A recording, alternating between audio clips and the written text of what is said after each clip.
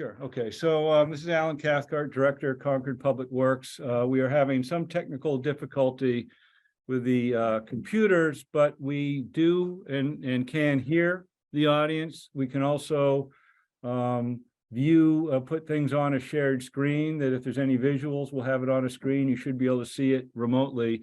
The only thing you won't be able to see is a live camera of the deliberation panel in the commission. But otherwise, we will be continuing, the meeting is norm. We do have a quorum here. So Dave, I think if you want to kick off the meeting with that understanding. Thank you, Alan. In accordance with the Commonwealth of Massachusetts Executive Order suspending certain provisions of the open meeting law, we're conducting this meeting in a hybrid model, both virtually and in person. The Public Works Commission is holding this meeting on March 8th, 2023 at 4 p.m. on the Zoom platform and in person, in accordance with the town's policy directive and guidelines issued on April 1st, 2020, and amended on May 7th, 2020. I ask that all Public Works commissioners, town staff, and presenters joining us via Zoom today to activate their video and mute their microphones unless they have something to say or are participating in committee dialogue. For members of the public, when I open the meeting to comment, in order to be recognized, please use the raise hand option in Zoom or use *9 by phone. If you are recognized, please state your name and address. This meeting is being recorded and will be available for later viewing on the town's website. Call to order. I, David DeLong, hereby call this meeting to order. We will start with an attendance of the commissioners. Since all commissioners are able to attend in person, please just say aye. James Terry. Aye. Sven Weber. Aye. Jeff Vassar. Aye. Andrea Solomon. Aye. David DeLong, aye. All right. Review and approval of the minutes. So are the rest of the commissioners aware of the fact that I suggested a couple No. revisions? No. Okay, so at the bottom of page 2. Where it's okay, where the sentence that starts Stefan. Yes. So the word recapped should just be recap. Yes.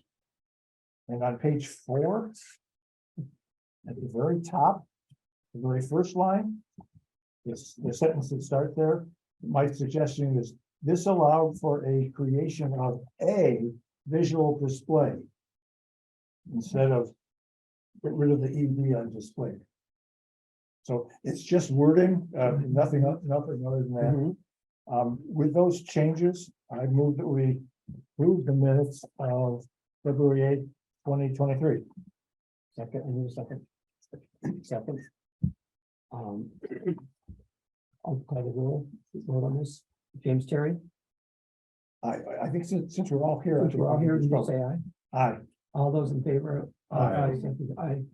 The minutes are approved unanimously. Review of the calendar. Mr. Cathcart. Sure. As you know, this is sort of a living document where it's sort of populated based on sort of the needs of the moment. For the most part, we try to put a framework so you understand what to anticipate. Some things are more predictable than others. In this particular case, I'll sort of just draw attention to we've added some details for the April meeting. A reminder, April is when there's town meeting, April 30th, but we are going to have a regularly scheduled Public Works Commission meeting on April 12th. And you can see that we've tentatively identified some items that we believe are of interest, and sort of took the liberty to populate going out into the rest of the year as placeholders. Again, as a reminder, if business allows, we take a recess for the summer. That's usually July and August. And if there's a need to reconvene, then we communicate the same. Aaron, so that's basically what I have as far as the future calendar, and open to any suggestions as you make them. I tend to listen, whether it's officially or informally, and I know kind of what needs to be put on the radar. So that's what I have to offer. Yeah, I think we're, yeah. Okay, But when we have a chance, Ellen, when we have a short agenda, talking about complete streets and making it so that we all feel comfortable with what that means for those programs, I think that would be a good update for us. Okay, so what I have on the agenda for April is the Transportation Advisory Committee update. Mhm. That's the TAC, abbreviated. We're hoping to have the chair and staff, sort of available for a conversation. And we'll probably touch upon that then. Okay. And good. then, so I think we will be able to cover that. okay. Are we moving on then to the, any questions about the calendar? No. Moving on to item 3. I'm sorry, D1, the first item on the agenda, solid waste and recycling program update. Okay, so Oops.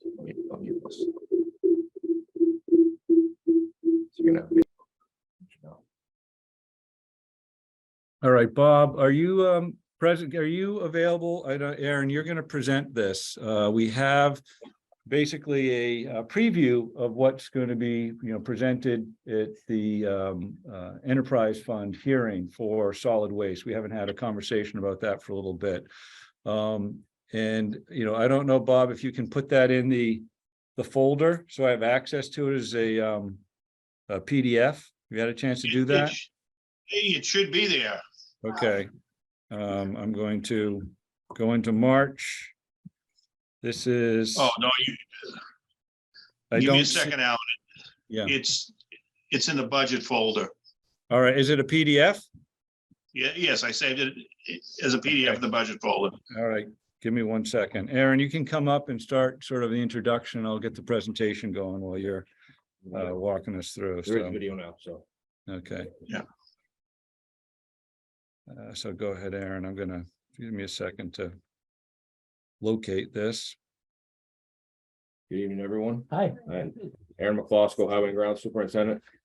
Thank you for the opportunity to be here this evening and present a preview of the solid waste and recycling disposal fund expenditures. So this is kind of going to be a preview of next week's budget hearing. Perfect. And then we also wanted to go over a little bit more in depth regarding some of the information that's provided in the memo to the packet to the commissioners about current status of the program, how we operate, and kind of some of the things that we see on the horizon in the next 12 months plus. So this is an annual article to authorize expenditures of the funds related to the solid waste, municipal solid waste recycling program. That includes curbside recycling and solid waste removal. That's contracted services currently provided by Waste Management. It's also funds for that are collected from revenue and expenses for kind of things like the zero waste day, the drop off swap off days, other types of waste and recycling disposals that we kind of fund through Concord Public Works.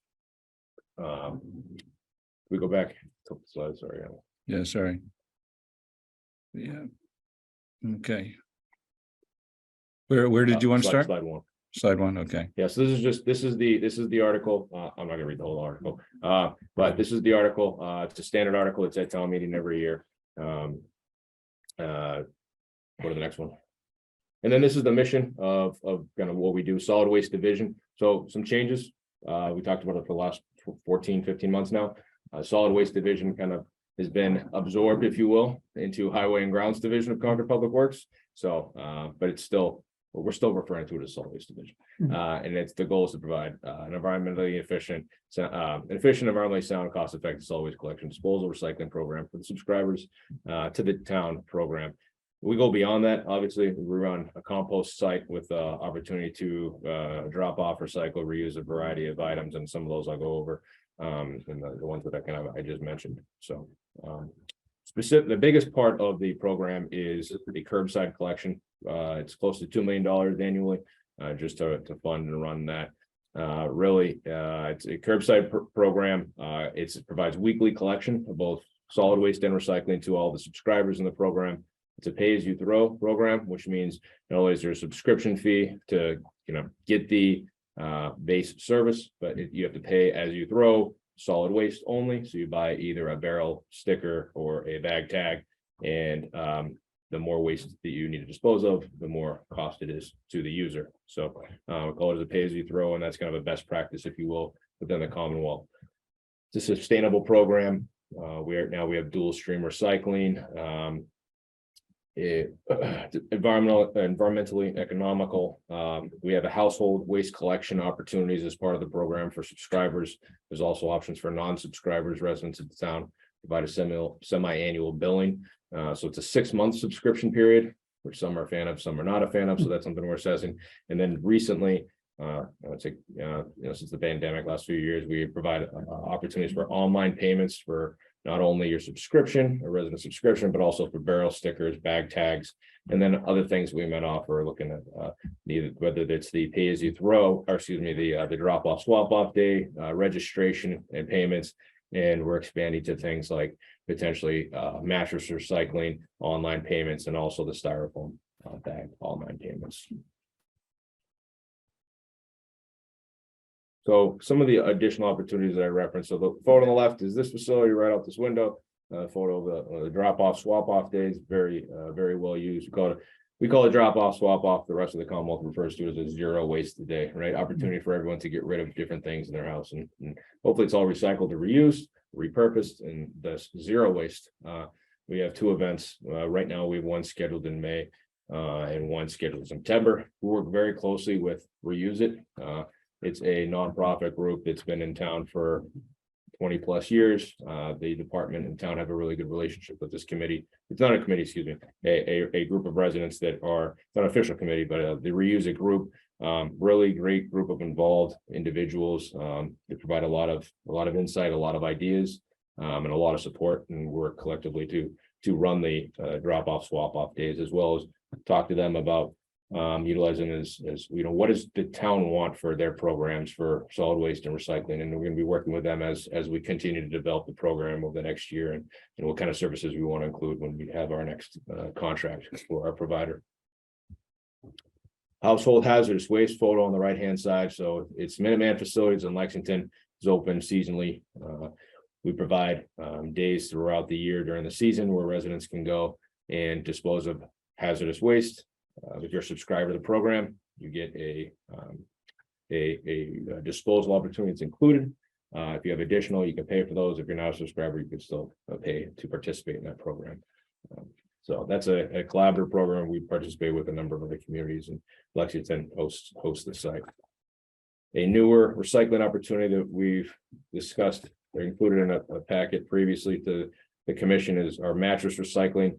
Recently Mass DEP banned mattresses from the waste stream. So Concord was on the cutting edge, one of the first municipalities that offered a solution prior to the actual ban being implemented. And the town received a grant for the Connex box and first disposal. And this is currently down at the compost site. It's open to residents throughout the year by appointment. Residents can bring down a used mattress for recycling. They pay a fee, and it's placed in the Connex box. When the Connex box is full, we dispose of it through a third-party contractor that takes it to a facility, breaks it down, reuses the materials.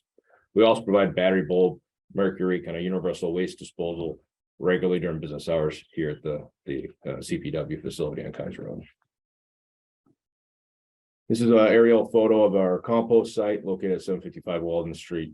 It's been in service for a couple decades. It's the old landfill. It's been capped. Adjacent to that is the compost site facility on the right. It's open seasonally again on weekends, Saturdays, and Wednesday evenings, where residents can come drop off yard waste that we compost. They can drop off brush, and we have they can also drop off use paint. And then we offer for pickup processed compost, screen compost for residents to take, as well as processed wood chips. Kind of rough cut shippings from our forestry maintenance that we have available for residents to take at this facility. So we look to open it up here next month. All right, so getting into a little bit of the numbers on the budget. So these are the projected revenue sources for FY24 for the solid waste disposal fund.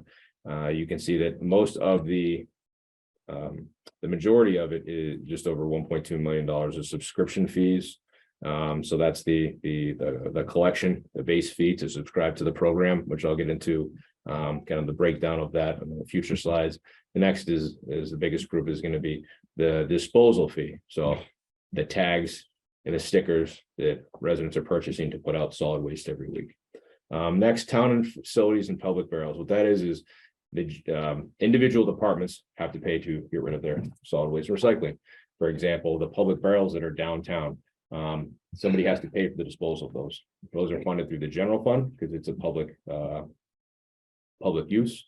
And so there's a transfer essentially from the highway budget in the general fund to the solid waste fund to cover the cost of that every year. Same with schools pay for the solid waste recycling, and that money is transferred over. So those are revenue sources. Drop off day of $45,000 is projected. There's business recycling programs where we give small businesses in Concord the opportunity to participate in recycling programs separate from the residential programs. We want to give those small business an opportunity to kind of do the environmentally right thing to get rid of that waste rather than just throwing in maybe a large dumpster they have behind the building. They can do electronic wastes or paper shredding or other opportunities to get rid of some of the materials that's more sustainable than it would be for them to just put in a dumpster. Compost bins are the bins that we provide to residents for kind of their own yard composting, and we have recycling bins and lids as well.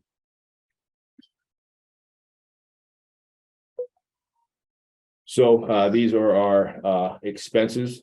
So again, similar kind of breakdown, curbside collection contract. So right now we have town has a contract with Waste Management, provide those services for curbside collection. There's contracted disposal services as well. That's wrapped into that. Recycling processing fees. Those are all kind of going to Waste Management. Some towns have different contracts, maybe regional contract or where they pay a disposal facility directly. Everything for us and where our contract is built goes to Waste Management and they pay the disposal. General fund services. We have personnel services. So there's people that there's personnel obviously that support the program. Miscellaneous purchase services and supplies and materials. Other charges and expenses kind of break down the whole $2.3 million. Obviously, that's the numbers are they're not equal. So we're gonna I'll talk about And one other note, there is no capital plan, per se, when it comes to the solid waste. Usually you're used to hearing big money on the roads program, water, sewer. This is basically a service and third party, service and managing and programs on a real no capital investments proposed at this point. Right. So if folks that were present for this presentation last year or last year's FinCom hearing, we ended the year last year and we've projected end the year again of 23 this year again with a large fund balance. And what we've been told in recent years is that we need to spend down that balance, right?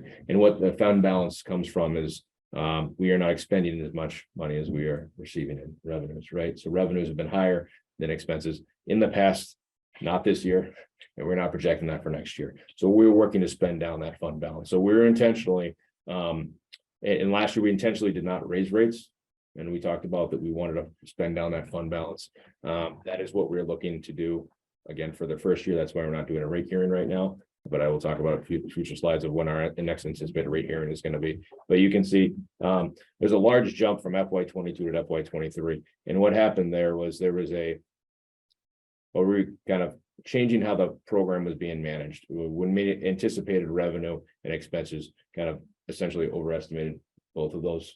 We're going to be projecting that our revenue is going to be going down, but expenses are roughly, they're going to be going up just a little bit. A couple of things that are driving that is that we just entered a new contract in the fall with Waste Management. It's a 2-year contract. Year one was 11% increase over the previous year, and year two is a 5% increase over year one. Based on what we're seeing for expenses for all our other public contracts that we've been engaging, those are relatively moderate increases. It's kind of consistent with what we're seeing and everything else that we're managing within public works. Big driver on that is fuel, obviously, is a huge factor. Currently, our current program, while it was cutting edge at one time, is not, because it is not as much nowadays, because we're running 3 trucks. We do dual stream recycling. And that is a big driver in the cost of our program. We're not the most, definitely not the cheapest program for municipalities compared to other municipalities in the region. One of the biggest drivers in that is because we run dual stream. We have 3 trucks in town every day. One collecting paper, one collected commingled materials, and one collecting solid waste. So I'll be talking about that in a couple of the slides, but you can see that we're projecting a deficit spend into the fund balance. We're not looking at, we will not be overspending what we have in the fund balance for next year, but we're definitely looking to try to spend that funding down over FY24. Next slide. Yes, please. Thank you. So one of the other drivers in expenses is recycling. Costs a lot of money to recycle. Years prior, so what this slide shows is that recycling processing costs and revenue that we've seen historically from FY13 all the way through what we're estimating finishing this year at 23 and what we're projecting for FY24. And what you can see is that in FY23, 11 years ago, recycling processing cost $15,000, and we actually made almost $5,000 in revenue from paper. We haven't made any money, any revenue from recycling since FY 2018 or FY18. And this year, our recycling costs are projected to be over $264,000 for this year. So, And why is that? Well, and if you think about this, the dual stream concept was when there was value in the paper cardboard arena. And we used to get paid for that. So that was a revenue stream, not an expense.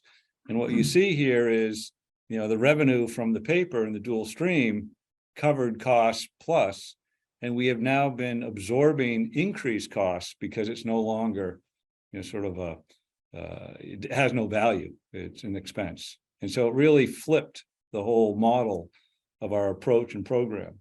And we've had conversations about this in the past, but the China sword policy on recyclables really impacted the industry, where what we sent overseas and they would collect and pay, they no longer accept. And that happened 2 or 3 years ago. So it really is, the business model that we've had is no longer, sufficient. And it doesn't make sense on a lot of fronts. The one consideration we have is we continue to provide the service people are familiar with. And so that's important. But what we're looking at is this is probably not going to be the model we're going to go forward, in the future. It really doesn't meet any of Concord's interests, other than it's what we've always done. Does this mean there's no market at all for paper recycling? I mean, is that essentially being thrown away? I mean, we're collecting it separately and then throwing it into the. so we are paying, so we are the current program is not, we are collecting it separately and it's not being mixed. So in other communities, right, they have a single stream recycling where it's kind of all mixed at the household and collected in one bin and then goes to a sorting facility and they sort it out. Here, our materials are actually going to 2 different facilities. That's where they are picking them up. Materials, paper and plastic, or what when you say? Materials, excuse me, paper recycling. Yes. So paper and cardboard in one bin, and then all your commingled everything else. So metal, plastic, everything else. So that's Glass, the 2 streams. correct. And, okay, and so is there a market for the mixed recycling for the plastic metal? A market that we're not benefiting from. We still have to pay to process it, but we're not making any revenue from any of that. Okay, The paper used to be a revenue source, Right. but that's the only source of income we had. But that's no longer, that's hasn't been the case since 2018. and there's never been a revenue source for the mixed No. commingled, the plastic. No, So basically, this is all trash, it sounds like. it's an expense. No, it's not trash, Yeah. but it costs to be able to get it reused. Yeah. It isn't free to reuse it, it costs to reuse it, Right, so it's Okay. probably better than throwing it in. the trash, Yeah, it's well, it costs Landfill. something, but it's right. okay, sorry. it's a good environmental practice, right? It's what Mass DEP wants every community to do. They want everybody to recycle, right? It's But it still it's costs. environmentally responsible thing. to Yeah, do. it still costs us money Correct. for the processor to then get some value out of it. Okay. Okay. Thank you. It's tough because it isn't the way it used to be. No, exactly. It's really a different model. So what this chart shows is the total tonnage, waste tonnage that's generated by the town of Concord through our municipal solid waste and recycling program. The blue highlighted portion at the bottom bar is solid waste, and the yellow portion at the top is the tonnage of recycling.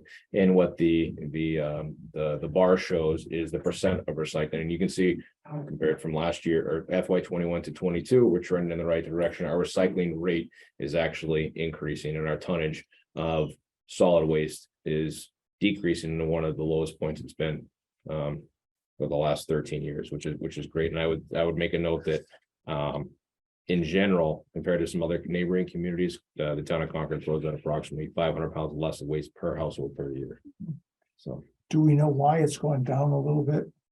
tonnage. Yeah. I think more people are recycling. I would also say the type of materials that sourcing materials are becoming lighter. So there's Okay. a lot less. Okay, yep, makes sense. That's what we're seeing. Yeah, and the policies for the state and the country are to reduce volume. Yeah. And weight, you know. And in general, our pay as you throw program incentivizes recycling, right? Because there's no disposal costs, right, for recycling, but there's a disposal cost for solid waste. The more you're able to recycle, less you throw out in solid waste, the cheaper it is for individual households.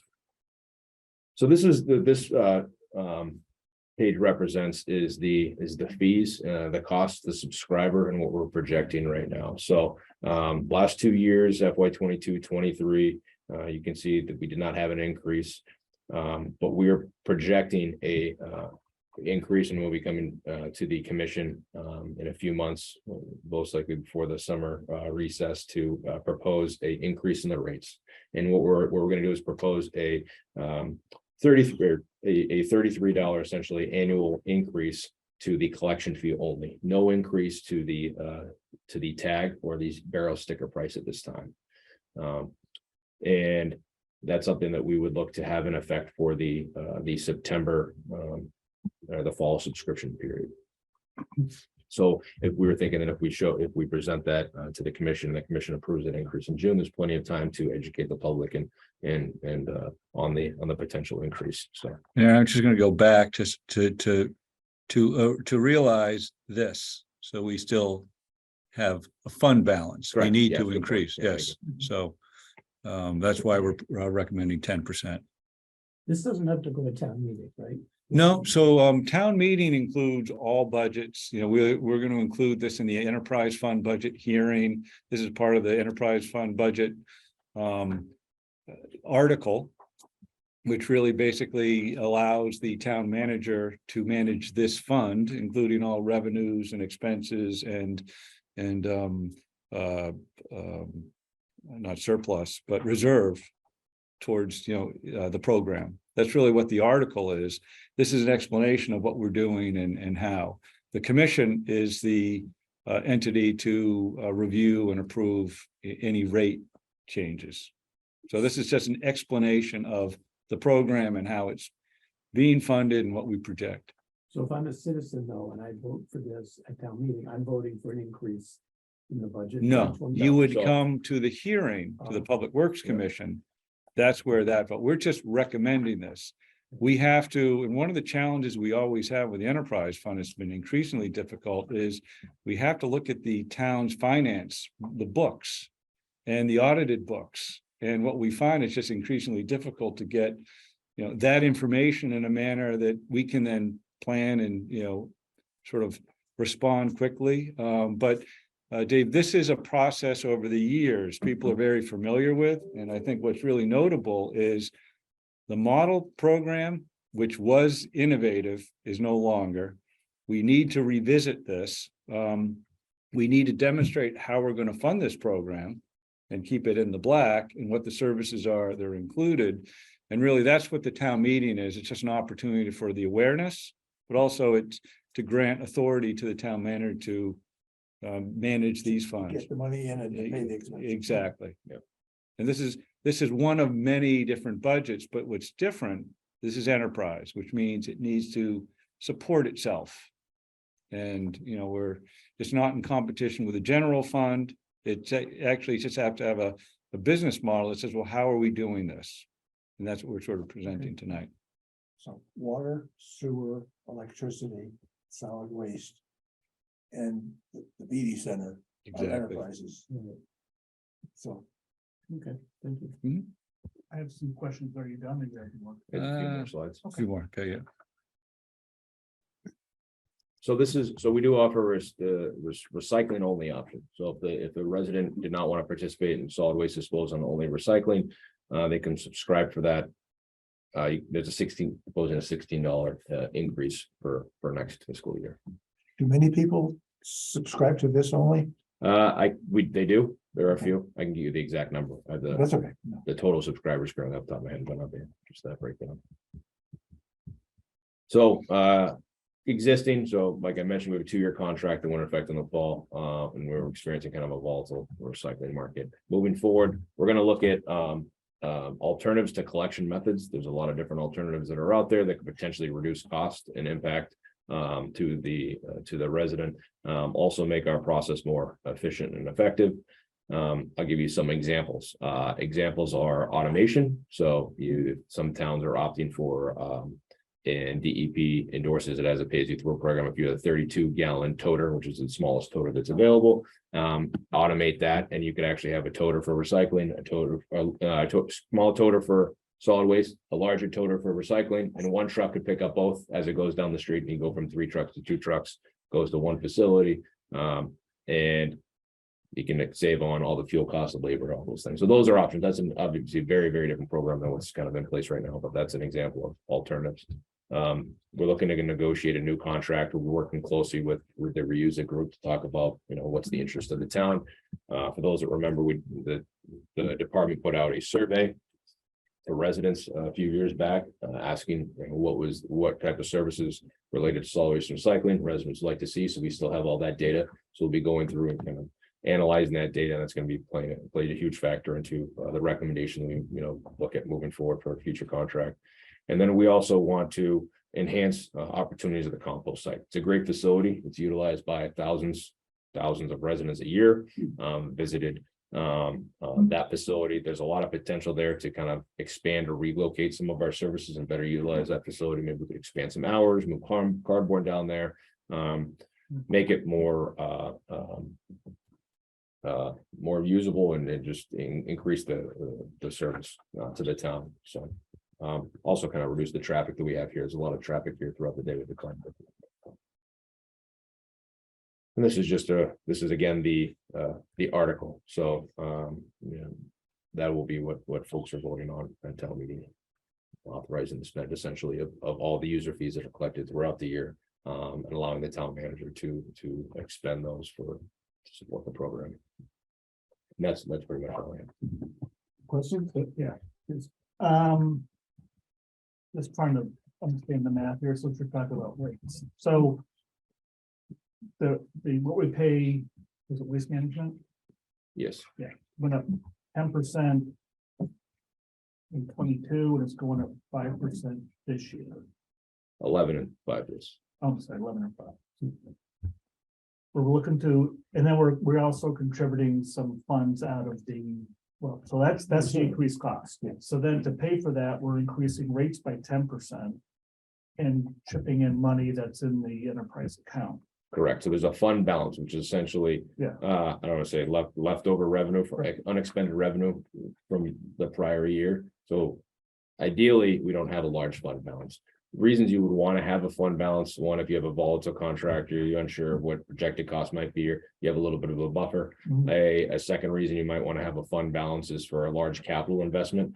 For example, if we were to go to automation and the contract is built such that there's an upfront cost that the town is going to purchase the toters, they're going to go out, right? That's a capital cost for 3,500 toters to be purchased and put out.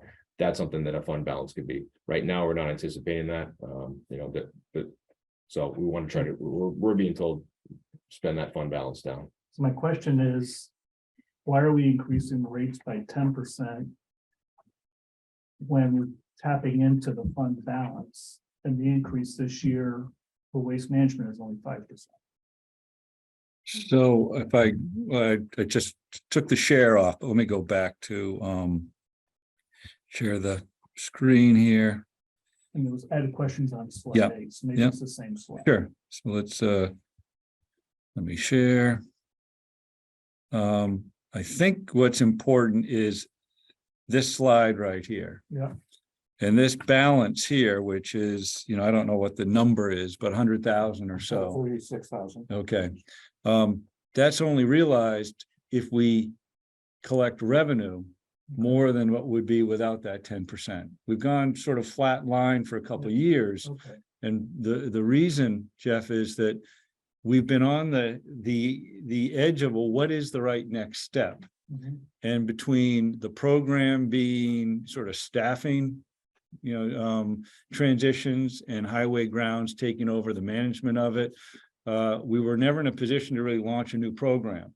So we reached out to the existing vendor and said, we want to extend this. So it can't be the most competitive 10-year term. Mhm. It's a short term, 2-year.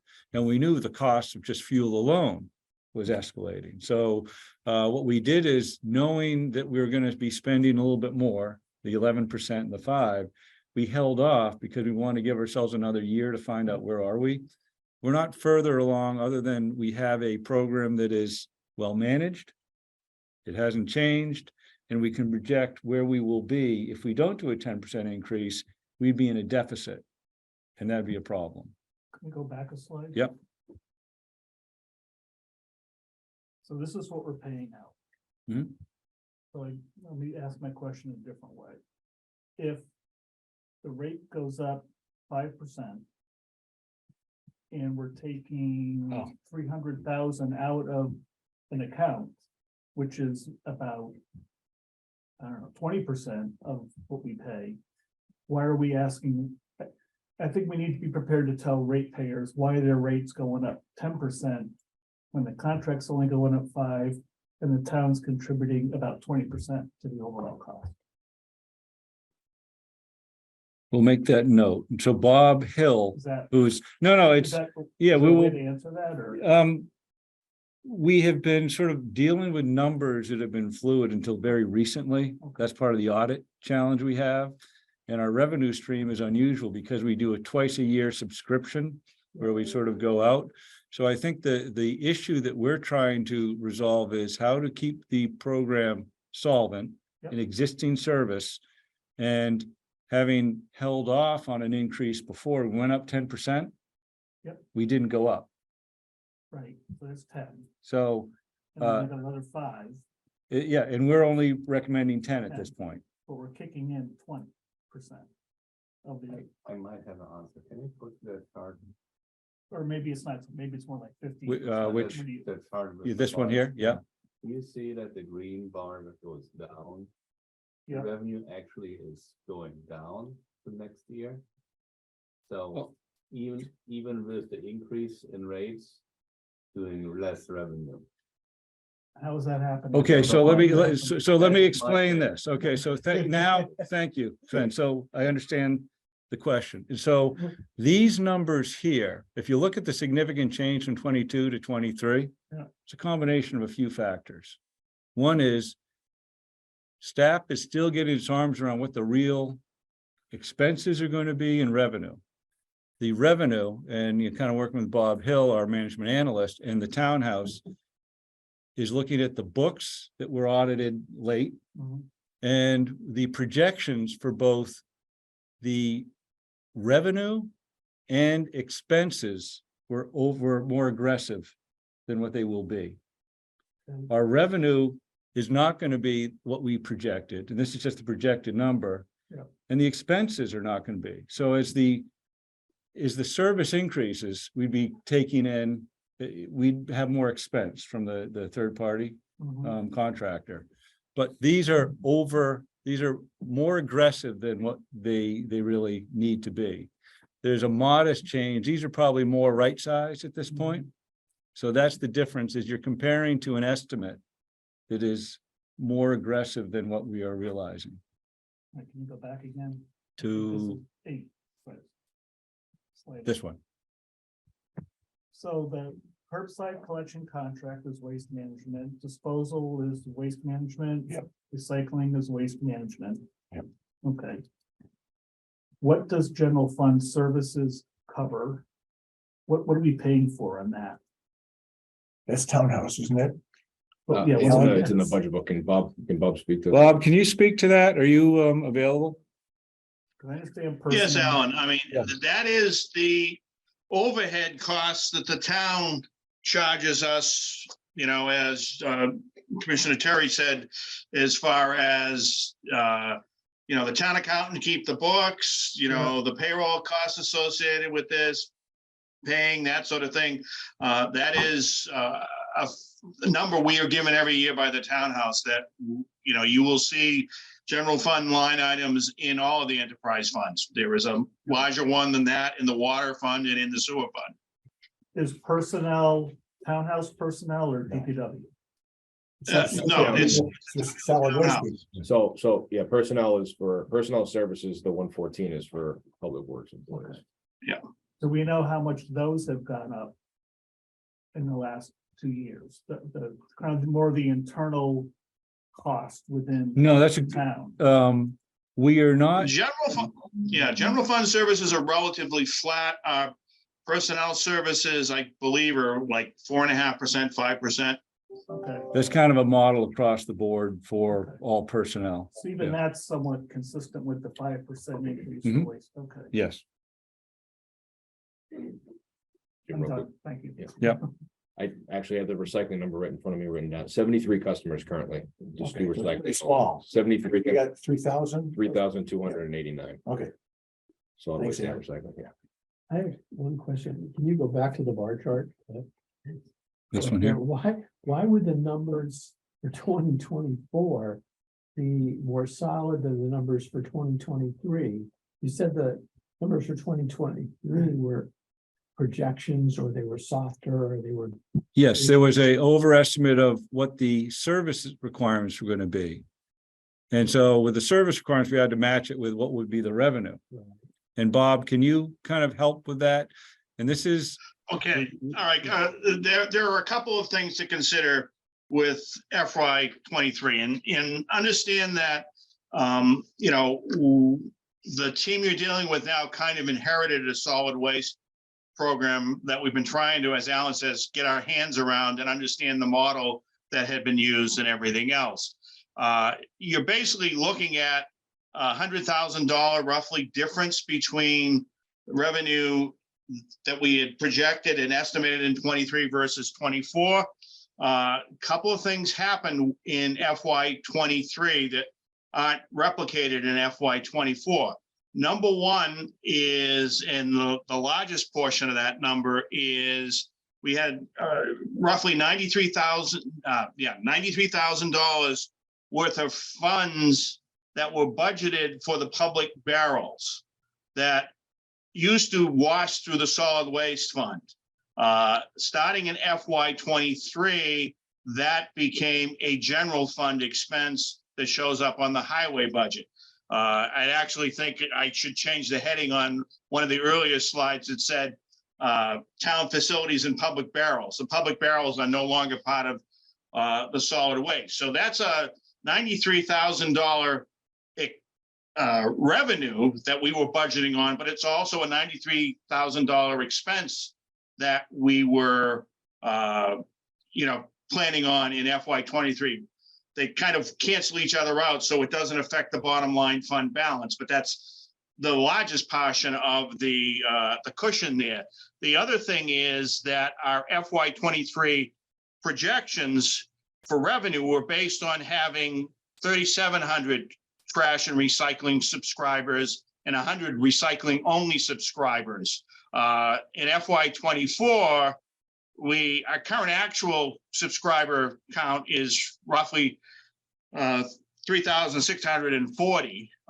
So for FY 24 modeling, we were figuring 3,577 trash and recycling subscribers and, you know, 80 recycling only subscribers. partly assuming that if we were going up in cost, we might lose a few subscribers. So let's dial the revenue down a little bit, the projected revenue down a little bit. So those are the primary reasons why you're doing that. Plus the other thing that somewhat masks this, the way the townhouse has us roll things up, we really operate three distinct programs. We do the curbside program, which stands alone. We do our swap off drop off event, which stands alone. And then we have the mattress recycling program that stands alone. The revenue and expenses also include the costs for both of those other events. And we dialed down the projected revenue on the swap off drop office by just over $10,000, just based on, history and, what we projected. So that's, it's still a tough concept to explain, but, we spent a lot of time looking at this, trying to make certain we could wrap our hands around, what happened. And that's, the facts as we understand them. Thank you. And please, yeah. I'm a bit concerned about fiscal year 25 looking forward. So Mhm. you're running in a structural deficit of 10% in fiscal year 24. Assuming continuous cost increases into 25, let's say even with 5% cost increase, you can't dig in reserve funds anymore in 25, Mhm. but you might have a gap of something like 15% to bridge. So are we running into a potential scenario where we have to increase 15% in 25? We want to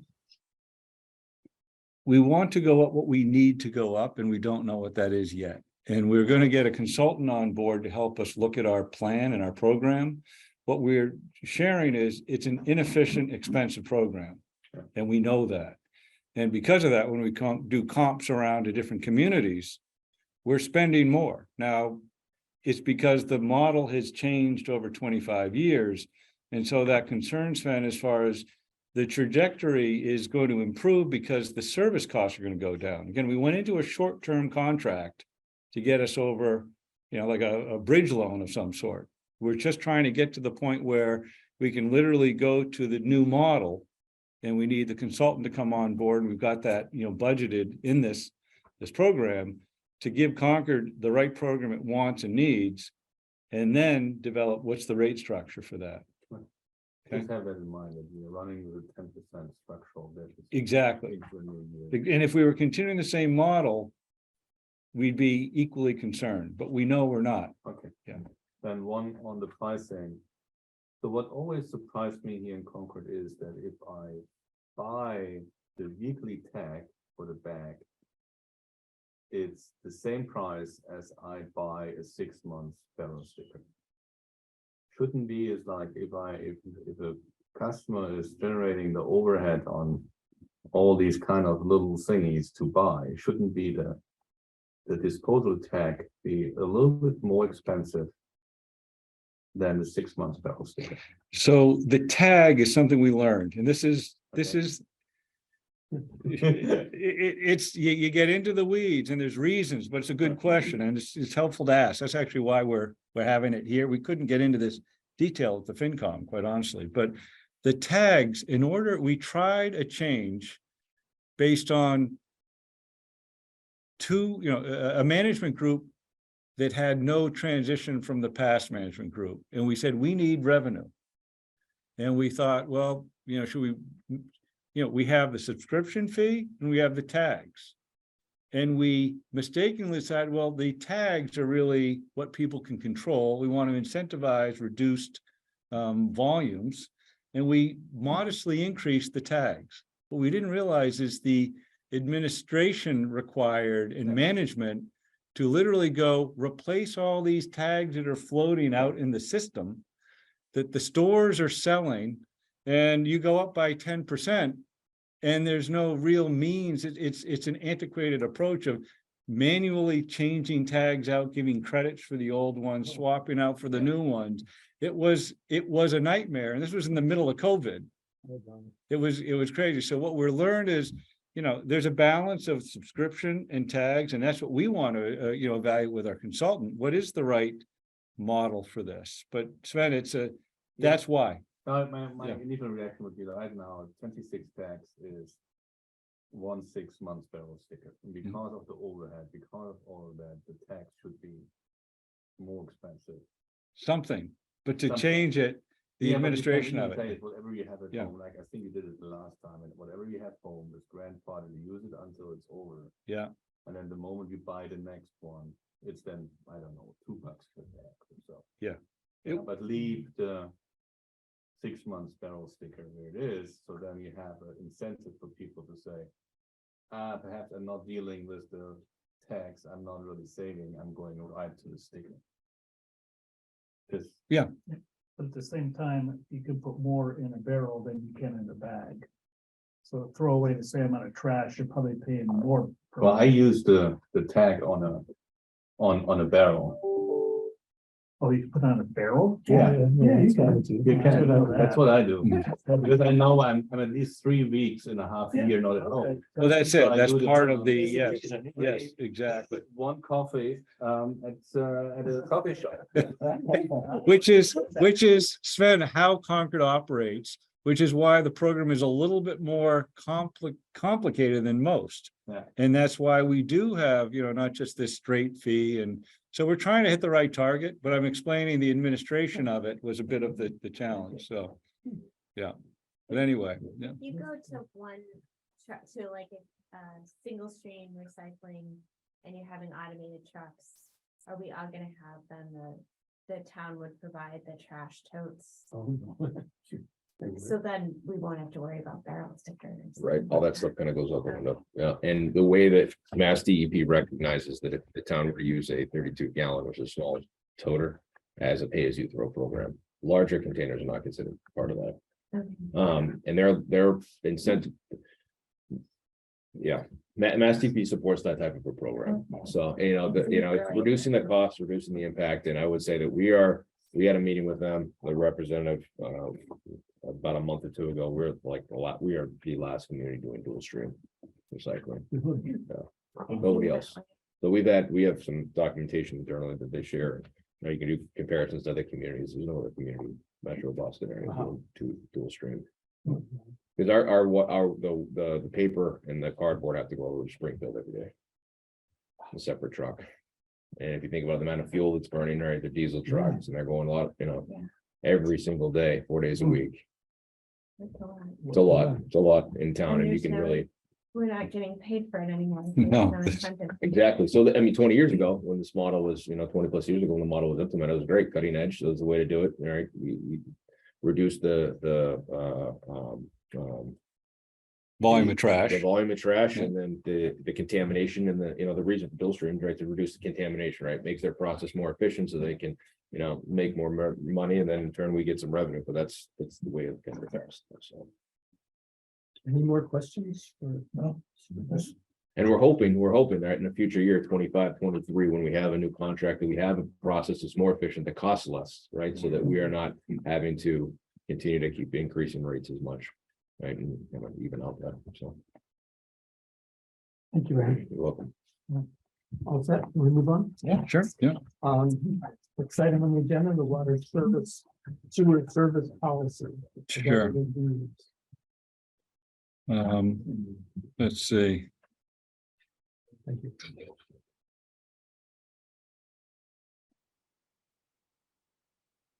Okay, I'm gonna have ask Jeff Morosky to come on up, Water Sewer Superintendent.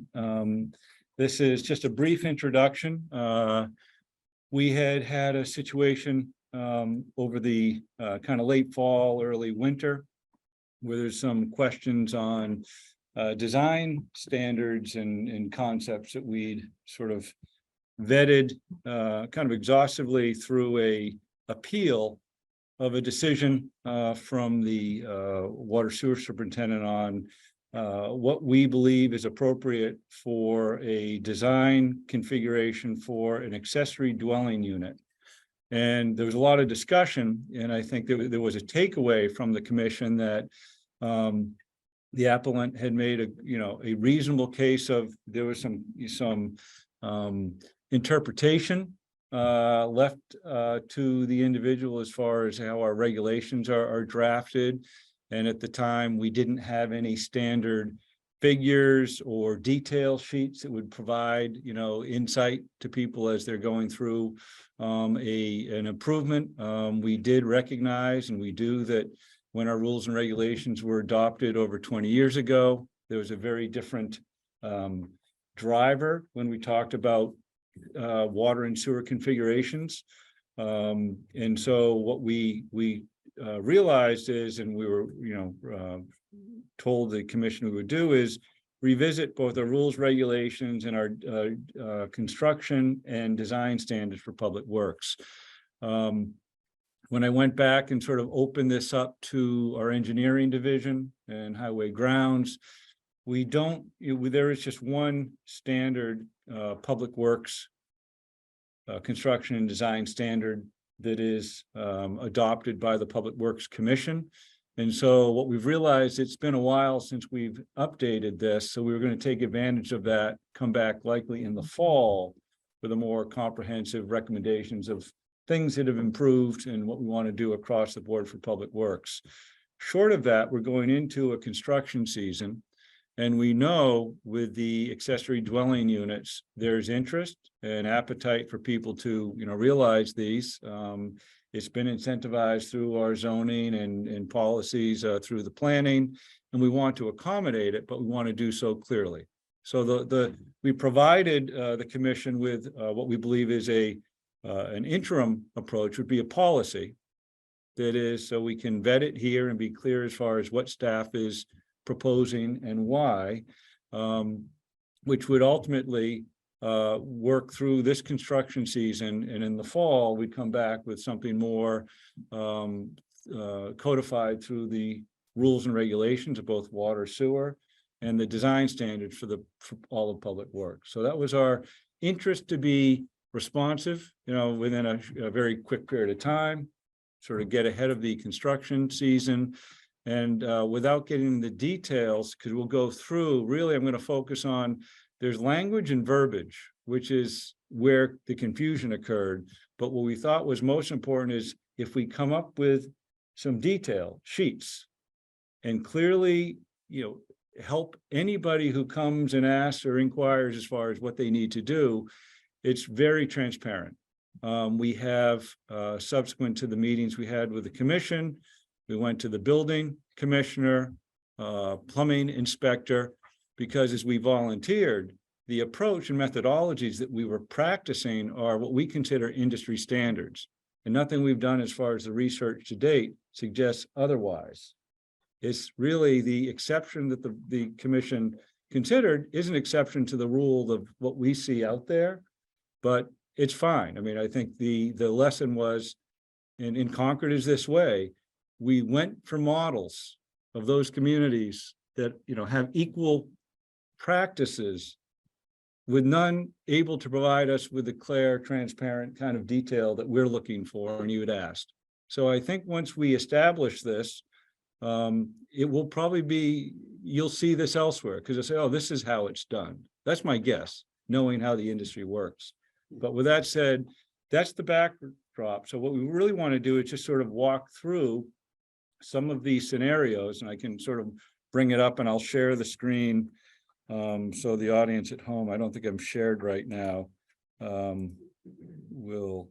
me share this. Okay.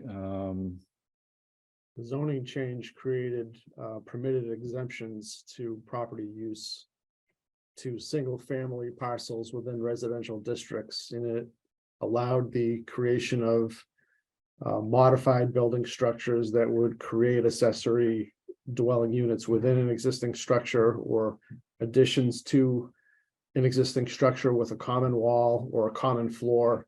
It could be an attic, it could be a basement, it could be an added additional story to a building. That could all be various scenarios of accessory dwelling units. And then there's also the scenario that we're showing on this particular plate number 1, is in accessory structure that's being converted to an accessory dwelling unit. So now it has the capability of supporting someone actually living there. Our appellant from the wintertime, he was putting forward a accessory structure. So the criticality of failure right there is less than if there's someone actually dwelling in the structure, whether it's attached or detached. So I think, we provided you with a memo and sort of these detailed sheets, and just wanted, any feedback, any thoughts, any questions you might have. But again, our interest was to be very clear as far as what we would, what guidance we provide any customers or residents interested in realizing whether it's an accessory dwelling unit or an accessory structure, and kind of differentiate those two as well. And there is some difference. Questions, Sven? I'm just still going mentally back to the case we had in front of us. Uh-huh. Which was a garage that was kind of improved, so it was not an ADU. Correct. So I don't see that scenario in these things. If you look at Number five. sheet Exactly. 5, yes. That's pool house. Well, It's an accessory structure of various kinds. So it could be a garage, a pool Oh, house. there, I should read, yeah, okay. Because the bottom line is you guys don't want to have to get into a structure. Like if there's two different families or two different households. And one is connected to the other. You don't want to have to go through one to get to a separate building to turn off the water. Like you want to be able to shut the water off from the street to an accessory Dwelling. household, like essentially it would be an accessory. It's sort of an independent living unit Right, that can stand alone, yeah, with the exception of if there's complications with its utilities, it can't. right. And that's sort of the intent. But then like, it seems like there might be, like, if in this plan 5 of 6, Mhm. so the one Sven was just talking about. I mean, that just does seem still like a gray area, like maybe that property is sold, someone starts living in the pool house or the worst. Yeah, Like- that's a risk. And what we're doing, Andrew, is we're also looking at the technology, and I may bring up an example, real world of, sort of a model out there in the community that shows the evolution of utility and subdivision and changes of use that create a real nightmare. And it wasn't intended to back in, when it happened, but we're really just trying to standardize, and this, what we're presenting, it'll be very clear, is very standard out in the industry. When we talk to the plumbing inspector about the exemption that we made, he was scratching his head, like, that's not, it exists. I get Yeah, why you yeah. want that, and I yeah. think it's great. I'm just making sure, like, is there still a gray area that's gonna create a situation that you don't wanna see? And so Well, that's, this plate, I'm sorry, Yeah. Andrea, this plate in particular is for an accessory structure, and we do have a note in the upper left-hand corner that if the property owner were to convert this accessory structure to an accessory dwelling unit, this configuration is no longer valid for that type of structure, then it defers to the ADU plates, yeah, configuration plates. like, it's possible you may not know that they've done that. That's correct. But we are looking at the tools of today, which is we're automating our application process, and we have what's it, full circle, what's the program? Permit, what is it? Permanized. Permitize, yeah. So we are now going to work more closely with the building department, Oh, and not just, hey, Jeff, heads up.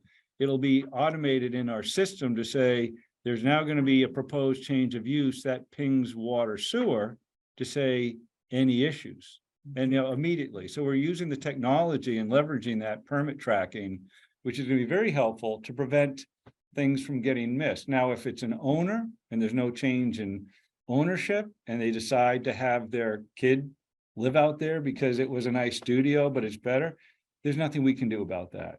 And we're trying to provide some allowance, because in many cases, the pool house is a pool house, or it's a garage, or it's a greenhouse, and that sort of thing. And, historically, those, we do want to provide, it's a service. Our customers want water. They want them to this structure. It's really the conversion to the ADUs that became problematic. We really had to be more clear as far as what a Yeah. reliable service would look like. It became, it was evolving through 2021 into 2022, and it was at the May town meeting of 2022, Article 31, that this zoning bylaw change was approved. And I think if this were approved as a policy, now we've drawn a line in the sands, and if someone were to breach or deviate from the policy, now at least we have something to stand on.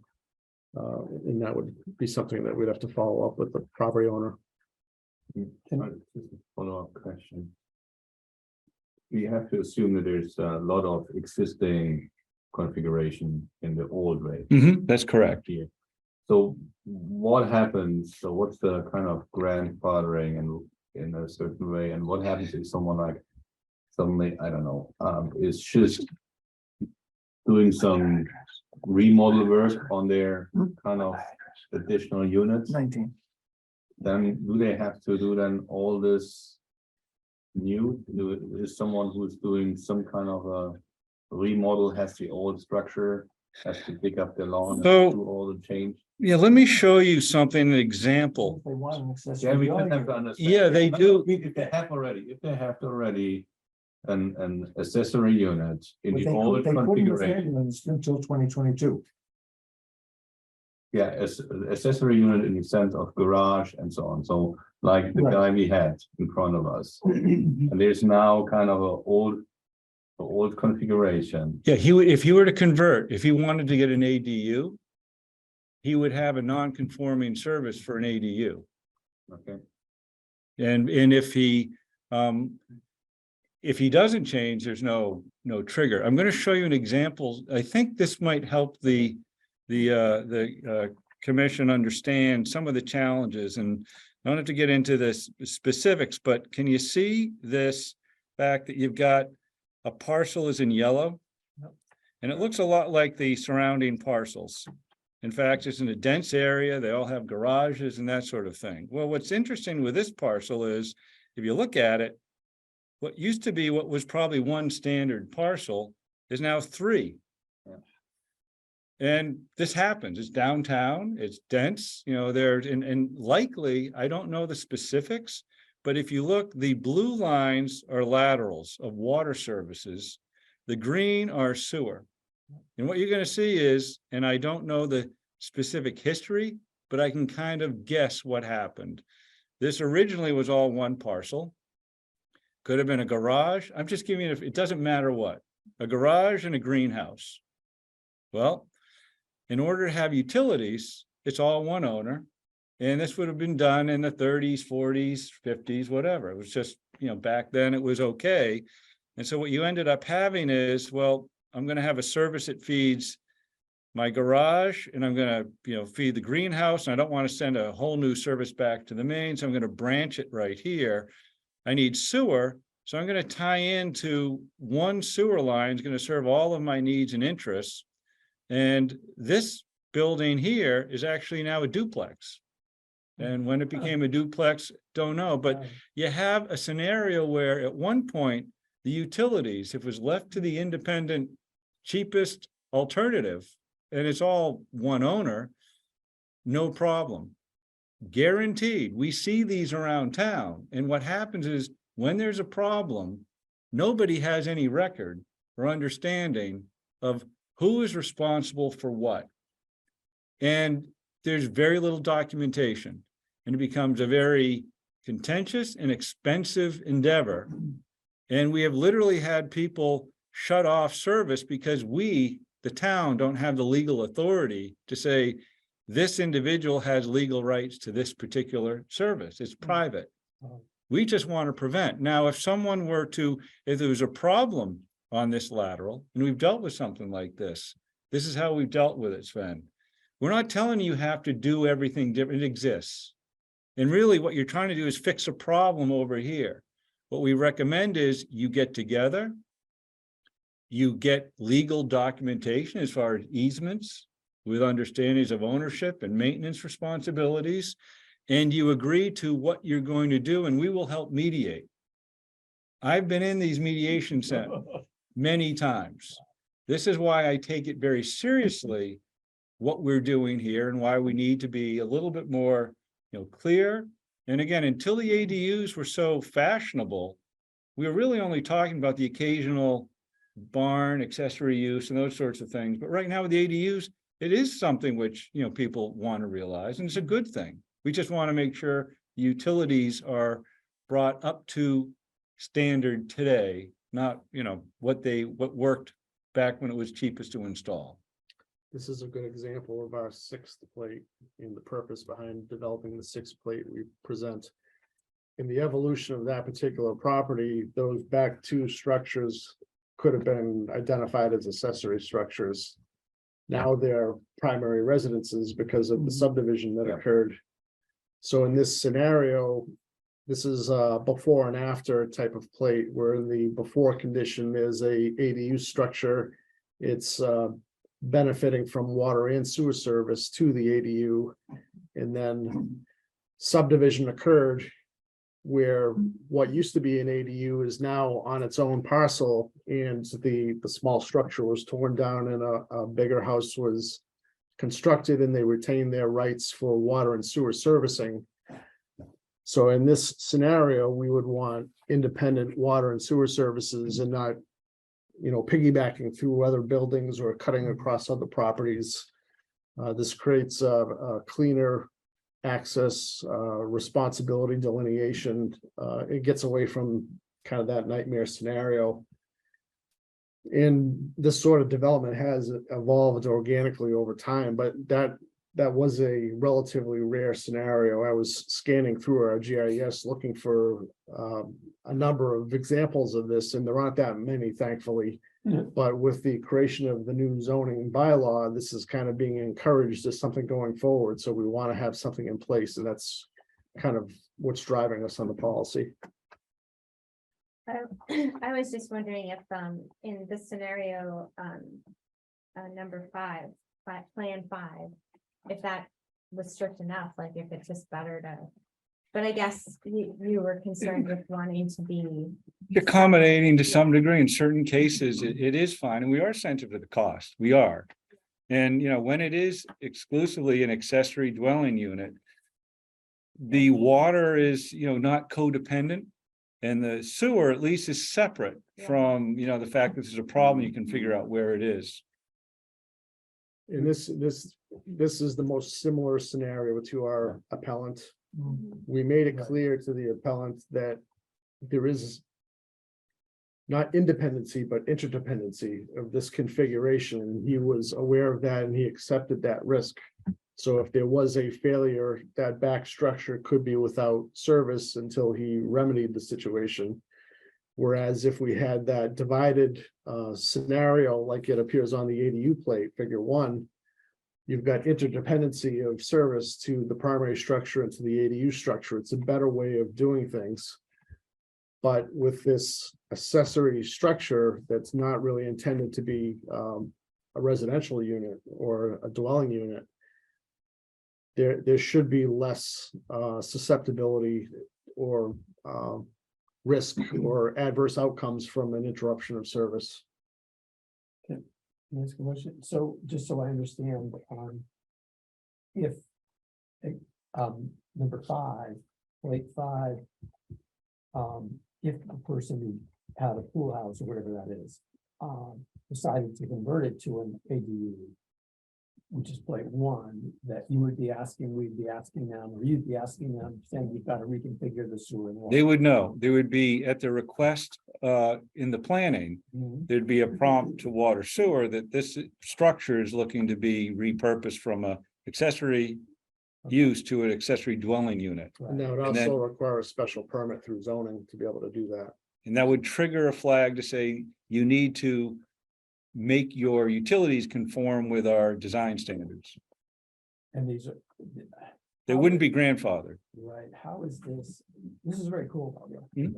I think it is, How actually. is this different? And does this give you, like, really, give us really solid grounds to, if somebody comes to you with a proposal for requesting a variance Yeah. this summer? Does this say, look, this is what we've adapted? Well, ultimately, it's up to the commission to make any, we will continue to stand by the best design. And if they come to the commission, I think the confusion last time was there was lots of confusion and there wasn't clear guidance on what did we expect, and the applicant came in sort of late in the season, but not knowing what he was going to encounter. We had conversations, but they weren't as clear. So we just want to make sure we respond to the commission's interest to make sure that the community understood what we're doing early. And I can tell you that, doing our homework, this is the convention, this is the right way to go. And we've also circled back with the building and plumbing inspector just to make sure we've crossed our T's, dotted our I's, but we will codify it in the regulations in the fall with the language. So what goes beyond, so. Yeah, so the policy is very, important because the commission has heard this and it's not on an individual case within, it's, you can always look at these exceptions. But I think the exception before was the clarity, transparency, understanding. It was confusing. Well, right now, there's no confusion when someone comes in for an application, we let them know, here is the templates, work with it. And we also know the builders and developers in town talk to each other. And they already understand there was an exemption. We know that. So we just got to be clear that exemption was very specific for that one case, and the appellant made reasonable a case, and the commission decided it wanted to, accommodate with this instruction to staff saying, do something to clean it up so it's clear. And I think that's what we've done. And I do think you're going to see this model. I know, because we were searching out there in the internet. We're going to become, you'll see these all over the place. That's my guess. Well, it's very clear, Yeah. which Yes. is very helpful, I think, Yeah. for everyone involved. It lays out the different options or the different situations that could occur. Yeah. If you go to one, just a quick question. So if they put you have a manhole and a clean out, Mhm. would they be responsible for the maintenance of those? Yes, Okay. yes. However, this is Concord. Yeah. We like to help. Our customers, some of them expect us to help, and others are very appreciative when we help, but we would say, this is private. Yeah. But we have equipment, it's special. Yeah. We're here, we're the cavalry, we're here to help you. Okay. We will do what we can, and if it gets more than just a simple inspection or using our jet or something, we'll say, you have a problem, you need to call a third party and we'll help. But that's the whole idea, that when we can help, we do. And if we have the plans as part of an application, and even when it's behind a building, we want to be there, because when people are in trouble, they don't know where to go, and we're usually the first call. So will it be clear that, do we have something in writing that says if you put these manholes or, it's on your property, you're responsible for them? It's a good question. Okay. I like it. Well, we should be clear about that. Well, it's on private property, Right. but to be clear, we can do that. We can help them understand that. And then the other I'm question, sorry, Jeff, if I can offer this as well. Part of what we're going to be clarifying in the fall is the rules and regs and the specifications. And within each of the two rules and regs, each one has a definition for service connection. And the service connection is from the main to the home. Yeah, building. Water, the only exception with water is routinely we take that ownership. Town takes the ownership to the curb stop, which is usually at the property line. Sewer, on the other hand, it's from the building enclosure to the sewer in the street. So that is the ownership of, or the property of the served property. the other one on, well, this one, there's no street openings to make this. Yeah, and this was one of those things we said, we've been creative to try and minimize impact, but we think in the right scenario, this saves some cost to the owner. Again, this isn't to scale. These are just simply So schematic, if you but go to number 2. yeah, we gotta go. Here, we are allowing a street opening for the water. For the water, and this is to allow, because we've long-standing policies and practice in town where two families have been entitled to two discrete service connections and meters and accounts. And even if it's the same owner, you could literally see, we would allow this, because it's as long as they're residential units, independent, but Okay. that is the conventional way historically. In most communities will, I don't know, I mean, this, Side by sides. for the side by side duplex. duplex, yeah. Right. For this, Would we allow, I don't know, I doubt it would be less expensive, but what if someone wanted to do a street opening and do a direct connection to the sewer in the street versus? we would allow it, but we'd review that, because sometimes it can create more, it'll be very expensive, oftentimes the sewer's pretty deep. Yeah. And we're generally tying into 100-year-old clay pipe Okay. and just trying to mitigate that, it pretty much, yeah. And if the volume required it, that would happen. That's the other thing with design. It's not just, we're showing lines, but it's a size as well that matters, based on based on capacity or regulations, demand. Yeah, exactly. Any other questions? No. Somebody I feel? think these are great. It's Yeah, good. They're very Good clear. stuff. Yeah. So are you looking for a recommendation We have from a someone? motion, we have a motion. You do? Yeah. Can I, David DeLong, hereby make a motion to adopt the policy for water and sewer service design standards pertaining to accessory dwelling units and or accessory structure as detailed in the March 2nd, 2023 memorandum issued to the commission by the director, Public Works Director. I have a second for that. Second. Second. Do you want to get any clarification of that or understanding? I have an understanding because we have the graphs, Pardon? we have the pictures, Yes.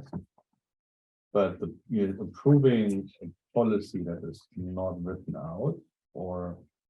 Well, we have the memorandum and you have the memorandum attached with, are the figures. Yeah, I like the Yeah. sentence that is here is that the division will recommend this policy be codified in the rules and regulations for water. and sewer. You could add that, But- and, yeah, But that was not the motion. The motion was approving a policy. So Correct. I rather would then say it's like, we have the motion like you had it. Yep. And then say, and the division will codify this policy within its rules and regulations for both water and sewer. Later this year. Yeah. Yes. whatever. Yeah, I mean, Correct. let's Yeah. make sure that Yeah, later it's this year. that it's done soon. Yeah. Right? You yeah, and that, yeah, we are Okay, comfortable. yeah. you want to say that again, the division will codify, This policy within the rules of and regulations for both water and sewer later Yeah. this year. It's already oh, on. is it, Yeah. so I'm beg your pardon, so it's already here, Just take Yeah. you some writing. okay, all right, And it's recorded and we have that, so. okay, so, can I consider, So Andrew, do you accept the I amendment? accept the amendment. thank you, can I take a vote? Certainly. All those in favor of the motion as drafted and amended? Aye. please say Aye. Aye. Motion passes unanimously. It's good. This is very, Yeah. the picture is very helpful. Yeah. It's much better than words. Really. But I understand what Sven's saying, that we need to have the words that accompany it. Okay, Until somebody has that amendment. We'll. yeah, we have that Okay. language, yeah. Okay. Okay. Thank you, Jeff. Yes, thank you very much. Thank you. Okay, moving on. Well, yeah, Okay, well, no, it's actually, we don't have, I didn't provide in the packet information, but this was the opportunity to talk about. the- sure. yeah. Well, I'm just Yeah. gonna bring it up. Mhm. How we do it, okay. The issue, an issue that came up in the last meeting or has come up in the past as a do with the discussion about being liaisons, providing more connections to other commissions, other committees. in the town that might have issues that are relevant to public works. And, I'm not sure there's any action required here or not, but I wanted to bring it up. Bring it back onto the table for discussion and to see if there's any action we wanted to take. I'll just throw it out there. Anybody have any thoughts about how we alter the way the commission interacts with other committees or organizations in town government to coordinate issues related to public works? Is there anything that's currently done, for example, if I'm the liaison to the planning board? Are there such? I'll give you some. recognition of other committees where there's a liaison between one. committee Yeah, and so to another? provide a little context, so I took this question back and I was talking to town, manager about this to see, based on experience, what this would entail, and essentially I heard that formally the select board does this. Mhm. Very strategically. In fact, Mary Hartman is a, official liaison, and what she does is she listens in, she hears about, oh, there she is, and we can see you and you can see us, so this is good. And then brings back what she believes is germane to, the rest of the select board, but obviously their roles, responsibilities are fairly significant. Mhm. And I think from every committee, commission, there's relevant nuggets that they should be aware of. The challenge below that level is it really isn't a formal Mhm. issue. We do have liaisons from different, sort of other committees. In fact, Robert Holzinger has been a liaison from the League of Women Voters, and he is a regular attendee and he brings back information. But what the town manager suggested and thought about is because she understands the interest, which is, and it was complimentary. This is good. I mean, she wants Mhm. boards, committees to interconnect. We always get into our silos and run into problems, but she recommended, and I talked to Dave a little bit about this, but an opportunity is monthly chair, breakfast or coffees. Jim, you're probably familiar with this. Where I think it's an opportunity to sort of put the feelers out. I think if it's working, I don't attend as staff, but I think there is an opportunity to share at least high level interests and communicate what's going on. And, it's an opportunity to share from the commission, what's happening, and ideally get the same reciprocation from other boards and committees. And that's that is a venue that exists. Mhm. And I'm not sure if it's been really leveraged yet or not, but Dave, you might have some thoughts on that. Directors breakfast. Yes, Yes, this is yeah. the chair's I've breakfast, been yeah. attending, and I must say they have a fabulous buffet. There you go. Actually, I've gone sometimes to the townhouse, and it's a hybrid meeting, and frankly, a lot of the committee chairs attend remotely. We report in on what our group has done in the last month, what sort of news from the group, and I think it's the most effective use of time in terms of getting to hear from each group what they're doing. And obviously there's such a range of whether you have the planning board, but you also have the cemetery committee, it can be a very different range of groups that are dealing with issues that may or may not be relevant to the committee, but I highly recommend it to my successor to attend, partly in person or, on Zoom if needed. So I think it's a good use of time. I'm a little concerned about if we start assigning, saying are you go to planning? Are you actually liaison to planning? Or is that an example? It's an example. Okay, right. Because I just want to don't want to burden commissioners with more work and more time commitments, but I'm open to people's thoughts about this. Well, when you go to a chair breakfast meeting, Yes, if you take some notes about something that would be of yes, that's coming up on the planning board or natural resources or whatever, or transportation committee that might affect us. If I think the chair can send an email that's just now information that there's going to, the transportation meeting, which is on March 14th, that, on Zoom, someone might want to be watching that. Right. That would be helpful Is to that, us, I is think. that acceptable or acceptable? Well, to pass on the information it's interesting on? because staff is here to help, right? And that's, we're part of, to try and make your legwork a little easier. We can figure out what is the right model, but what I'm thinking is a couple things. Whether it's at these meetings or beforehand, I talk to the chairs independently, just in anticipation of meetings, and make sure the agenda is right and it's balanced. So that conversation will continue, and I don't pay attention to all of the moving parts, but if you were to call me as the chair and say anything of interest, I think staff should help flag those things that may have implications based on our experience. And then you go equipped with information to be helpful, right? It's to try and coordinate. And I think even from, notes from this meeting, you can use some judgment because it's really your call, but I can work with you to make sure that these are things that I think might be of interest and you might flag. So other, boards and committees are aware, then they can determine if they want to engage or not. And I would ask the same of them.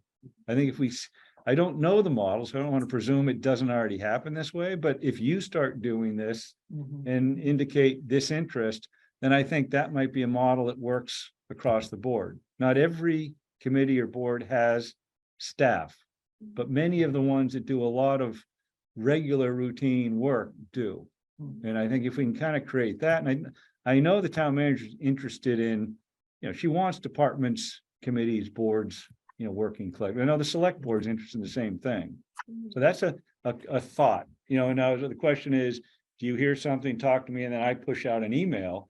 Once we establish protocol, the issue is you can't deliberate on topics, Right. but you certainly can be aware of them.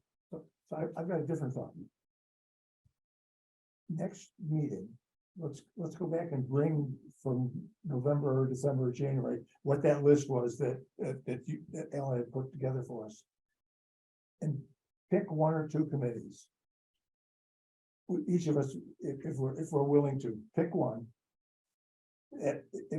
Whatever that committee is, it's that person's responsibility to find out what their agenda is. Just like, it's all on the town website. You can see the agenda items and figure out if there's something that might have some value or interest to the Public Works Commission. And if there is, watch it on Zoom or watch it later, because it's always going to be on YouTube, or the media gets it there. So we can then bring that information back to the commission at a future time, or get it to Alan, so Alan might be able to then provide some other information to us about what they decided or what was going on. Is that a possibility or something that? So we have a universe of committees, there's a universe of committees, a sub-universe, right? Right, because it certainly wouldn't be all of them. I mean, there's only a few of them that directly. Well, the planning board is the classic here, right? With Sure. the scenic bylaws. The transportation. Is the other one. Whatever, Mhm. yeah, That or comes to it's mind. irrelevant. I mean, if you identified like 6 or 8, I don't know how many there are.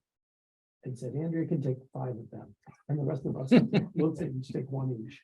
And I'm trying to find a balance between doing something that's useful in terms of communication and cross pollination, and something that isn't burdensome. Yeah, agree. To the commissioners. We can try. We can try. We can try, and then we ought to, by the fall, we should report back and decide, oh, that was too much work. It wasn't worth the effort. Yeah. Or it was worth the effort. I have a question about posting minutes, because I think ours are usually posted within a month or so, or when we approve it, it gets posted, but like looking back, because it can take a lot of time to watch the video of the meetings, and you fast forward and I missed that, so you're going back and forth, but reading minutes is very helpful. But a lot of the boards and committees don't post their minutes very quickly. In fact, like planning board, the last one posted were January, select board posted in October. Wow. And not much at all not much. It's a little spotty. So it's just I think if you're trying to zoom through and see what was relevant maybe to us, and maybe then you'd go back and watch the meeting, it's difficult to find. I don't know if that's. I thought it was state law, you had to post the minutes. I'm not sure. I try to make sure Public Works does what we're supposed to do. Yes, I think I like your ideas. I think it's watching the agenda gives you already a good view of what is coming up. Yeah, Yeah.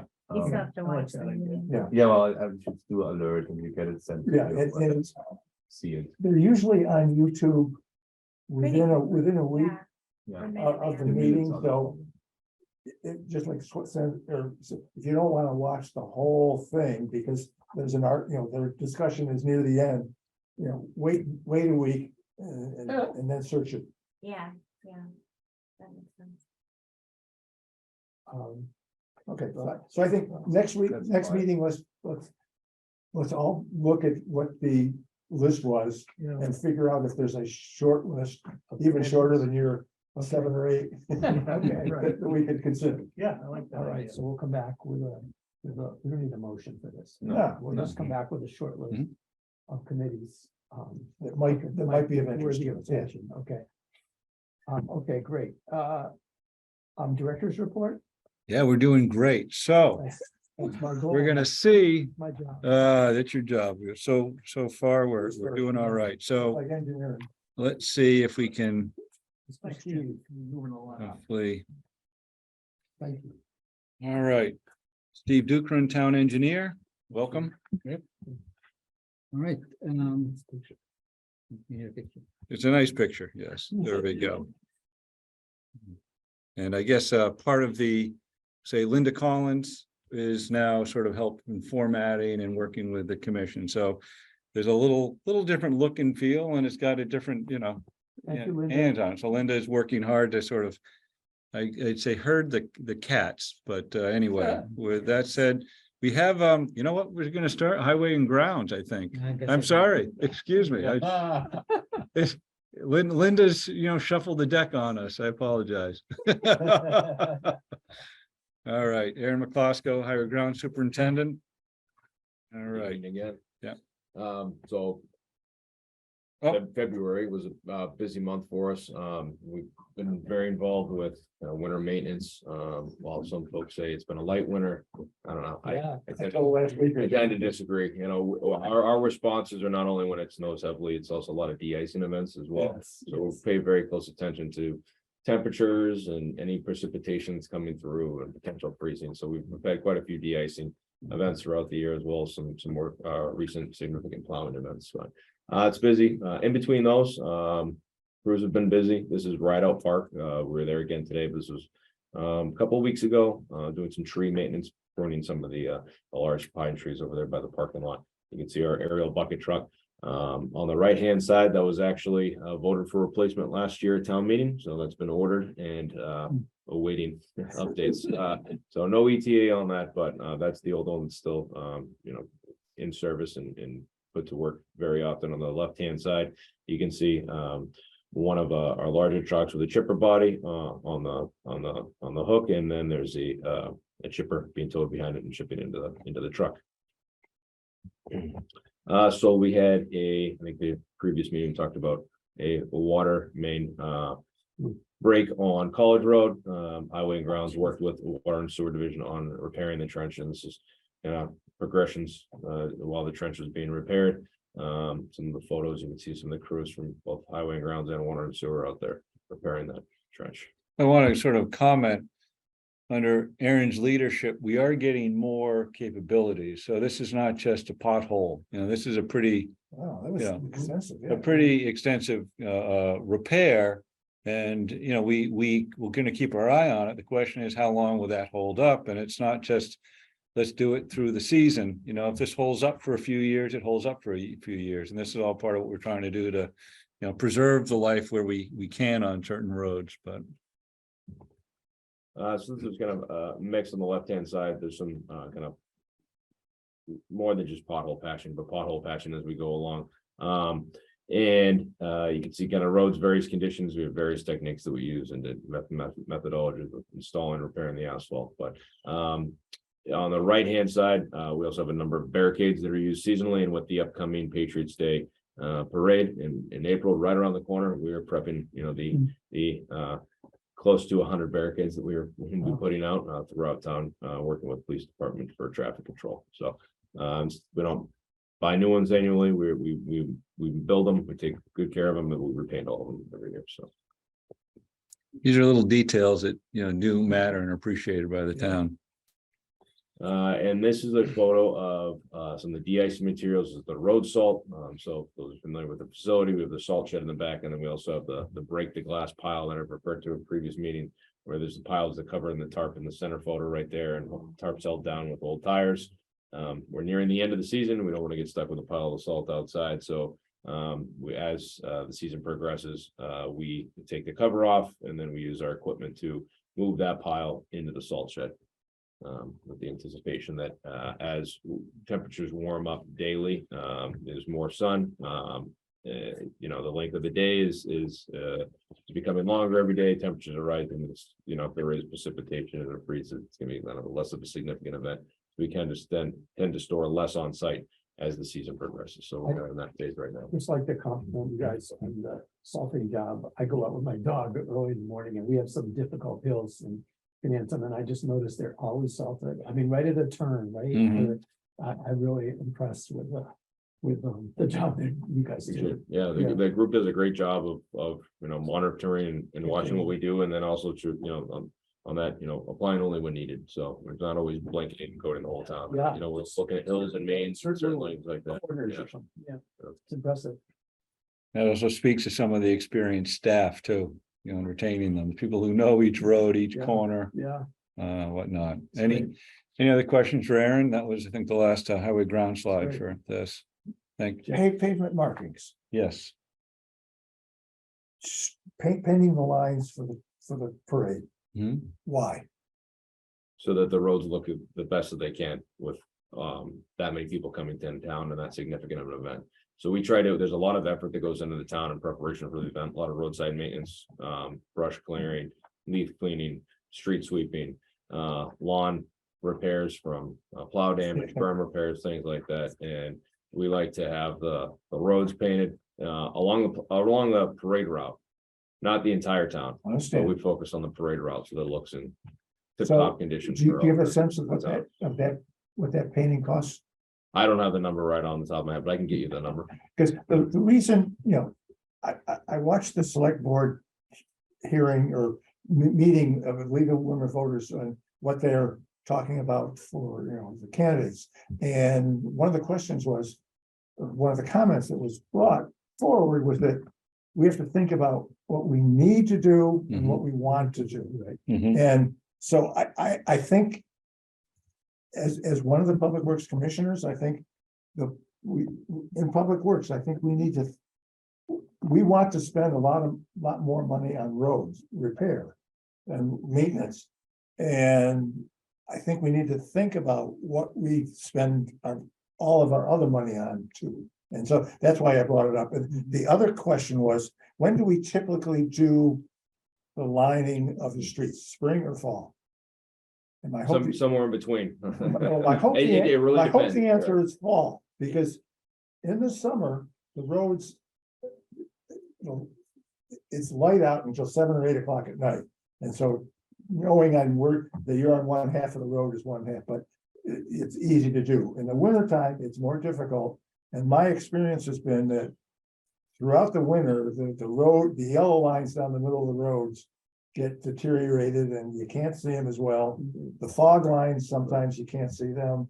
So my hope would be that we think about that policy, and my hope would be that we do it in the fall so that the wintertime, it's more visible for the residents going around. So in the last few years, it's been done in the fall. So what's typically happened in the progression of line painting throughout this season, I'll say the season starts in spring. Yeah. We do the parade route, make sure that that's done. And then over the summer and into the fall, we were getting the contractor in, and their schedule is pretty fluid depending on what else they have going on and the priorities and whatnot. And when we get the contract established and when they're authorized to start work, the last couple of years, it's been in the fall.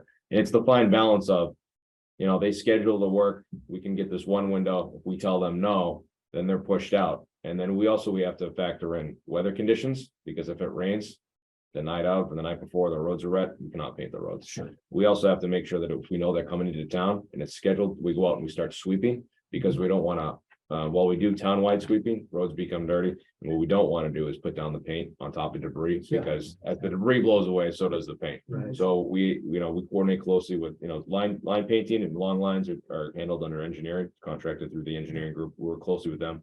And we'll coordinate sweeping, we coordinate police details. There's a lot that really go into it. So part of it's done in the spring. We do some crosswalks and whatnot throughout the summertime, because that's kind of a different crew and different pieces of equipment that do the crosswalks, the stop bars, the arrows, the onlys, and then the long lines are done with some trucks and some other equipment as well. So it's a lot of different pieces of equipment, and kind of more of a complex operation rather than just all one night. I think so, but I do agree, like the roads, the quality of the paint material does degrade rapidly over the winter time with the plows and the salt and the other materials that they do wash it away. So it's best practice, you try to paint every year. We do paint every year. Okay.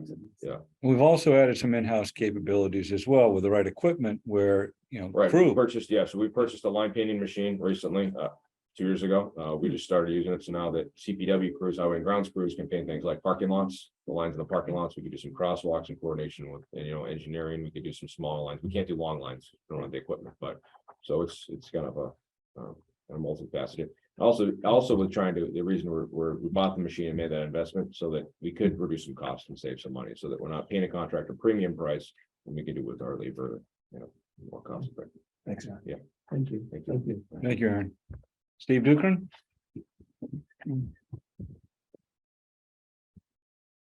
All right, this is the Steve Dukran. right? All right, let me talk about my stuff. All right, so we talk a lot when we get together with you about, pavement management, road paving. And last meeting, we talked about the culvert and bridge inspection. And so with these slides, we want to talk some more about the other things that keep us busy, right? So this slide shows the guardrail project. We actually have a contract out to bid. There are thousands of feet of deteriorated guardrail in town. And so, we don't have enough money to do it all, so we try to do a little bit every year. Hopefully, we might get 1,000 feet done this year if the bid comes in, at a reasonable price. So this year, we want to replace some on Barrett's Mill, Elm Street, Ornac, Sudbury Road, and some of the wastewater treatment facility. There's some guardrail there they want to replace. The town uses a standard, the rust looking one, it's Corten steel. We'd like to change that at some point in time. The town likes it because of its aesthetic look. The state doesn't use it anymore because it doesn't last. And it deteriorates at the joints. And sometimes you have guardrail that's looking perfect there, you go and you push against it and it just falls. Wow. So it is a hazard, but it might be a bit of a convincing some authority on the What aesthetic. is the state standard? It's the Galvanized? regular galvanized Okay. beam. Yeah. This is galvanized, but it's galvanized that turned into Yes, 410. Yeah. yes, okay. So It looks rusty. Yeah. rusty. Yeah. All right, and so what's CCHS Concord Carlisle High School AUL? Was an AUL. It's not an ADU that we've been talking about earlier. It's an activity use limit or limitation. Okay. That's what we're showing there is the old landfill Yep. near the high school that's capped. And the reason why we're involved in there, and that is that we are helping the high school with their access road project. They want to reconstruct the road and improve the sidewalks, the crosswalks, the lighting, the lighting along the road. It's a pretty extensive project. It's over $1 million worth of construction. And so we are helping them with finalizing the design and getting bids out. And when it goes into construction, we help with managing the construction as well. All right, Sort of how engineering touches a lot of different departments and, support. I don't think I need to talk about pavement markings anymore. And I'm looking at the clock, so we can move quickly on this one. Well, I will have to say something. Commissioner Terry brought up some issues that been bothering me for a while since I started here over 3 years ago, and Alan knows very much what those are. And I'd like to see that we get more quality pavement markings down at the right time of the year, so they can last during the winter time when they're most needed. Right? The other thing to note here, cost of pavement markings, they've gone up tremendously. It used to be pennies, they're no longer pennies.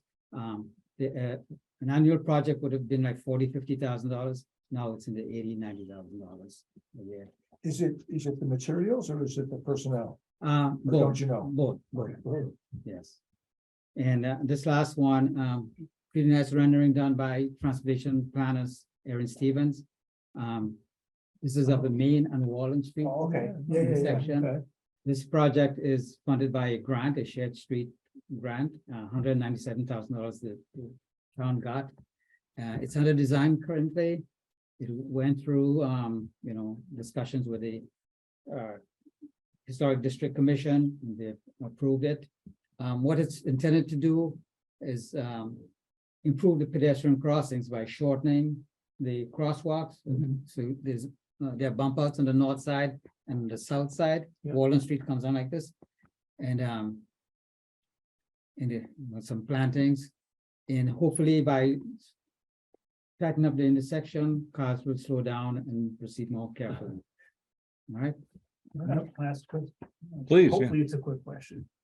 When we do a project like this, do we have an ADA, like a access committee in town? Do they review this, things like this for the wheelchair ramps? I don't think we have an ADA. Okay. There is a, just based on there's a committee and they are involved, yes, and disabilities, yes. Yes. Yeah. Okay, right. So they'd be plugged into this. So the project is not being managed by us, it's being managed by the transportation planner. And we'll be assisting in the design and office construction. But I would check with her to see that she had brought it to their attention. Oh, yeah. Yeah. Well, there's a lot of interpretation. I'm sorry, getting into the weeds here. These ramps on This here. Right. What's the word I'm looking for? Not the curve, What's the curve? The tip down. The curve. no, not the bump, on the closer side. This over here? There, yeah. Yeah, the tip downs, the No. ADA ramp. Yeah. Right, Mhm. but sometimes they have to be on the apex. And sometimes they want to be in the line of the person walking. Right. That's why. So the design firm, we're using a design firm to do Yeah. this, and they know the ADA standards. And Although Jeff, it's a very important, kind of challenge we have in town where we're trying to look at the whole Main Street, Monument Square area in some of the needs. And it's a conflict point of sort of the historic character. Yep. Doing major road work, which is needed, but then triggers ADA regulations. And there's pinch points of, we have to do something. And so we're starting to have a conversation about how do we do and what do we do in this downtown area? Because yes, it's old and historic, but it's also doesn't accommodate pedestrians in a way that is, really needed. So it's on our radar. Yeah. The tactile warning strips. I thought we were talking about the money involved, because the money involved is. Well, the color of those too, that Yes. fit to this district, but. still be the Exactly, ADA. exactly. the town has a standard for those. Those have to be rusted steel. Okay, there you go. Just like the Bar-10. All right, Jeff. Mr. Jeff? Jeff Morosky, are you gonna come up and can you get this done Yeah. in 3 minutes? It is. No pressure, Jeff. We have just 2 slides tonight Yeah. that I'd like to talk about. First one is a continuation of discussion I've previously provided. We had a little video clip of well redevelopment for Deaconess when we were soliciting price quotations for this service. We were soliciting it for two different sites. One site was the Deaconess, the rear well, and the second one was the Robinson well. The Robinson well was first constructed, that is to say, the well driller drove the casing, installed the well, installed the gravel packing in 1982. It was formally and properly pump tested in accordance with state standards in 1995, but it wasn't commissioned and put online until 1999. And in that case, this location, by the way, is off of Sudbury Road. The driveway entrance is closest to number 657 Sudbury Road. And Robinson, of course, is one of 6 groundwater sites that groundwater sources that we have in town. In this particular site, the well is removed from the well building where we do chemical dosing, pH adjustment, and so forth.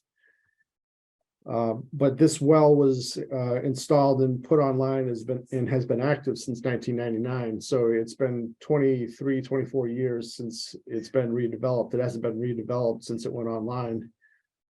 That's probably the longest of any of them. This is one I'm of sorry, the. we haven't had this conversation. It was redeveloped once. Ah, I was here when we put it online. Okay. And that was a nightmare for permitting, but we got it online, but it was redeveloped once. so it's gone through this redevelopment process and is a chemical addition to the well and is a mechanical pumping as you saw in the video clip from the previous month. The last phase of this process is for the service provider to pull the mechanical equipment and do an inspection of it to see its integrity. And if there's any minor replacements, repairs, that would be done at that time.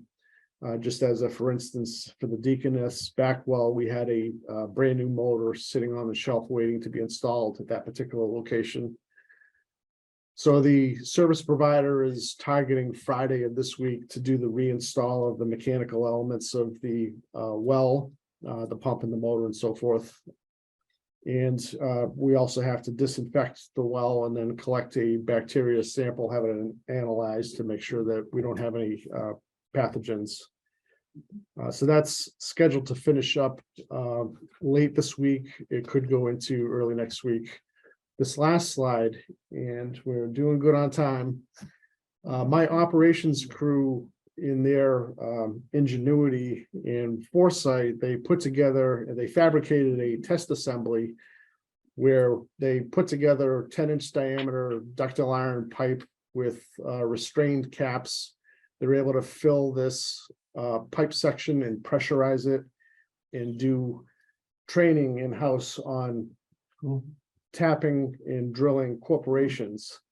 That's not an easy thing to do, and you don't really want to learn how to do it when you're 6 feet in the ground. In this case, we've got a few staff members in our operations that are really experts, but I'd kind of rather have, whenever possible, have those experts guiding the maintainers, the more junior members of the team from the top side. So we want them to develop their skills in a safe, controlled environment under the supervision of the experienced personnel. So this will afford us the ability to do test corporation taps by the staff under the supervision of senior operators. And it is a pressurized system. You can see this initial corporation is being installed by one of our crew leaders, and we've got 60 pounds of pressure in that section of pipe.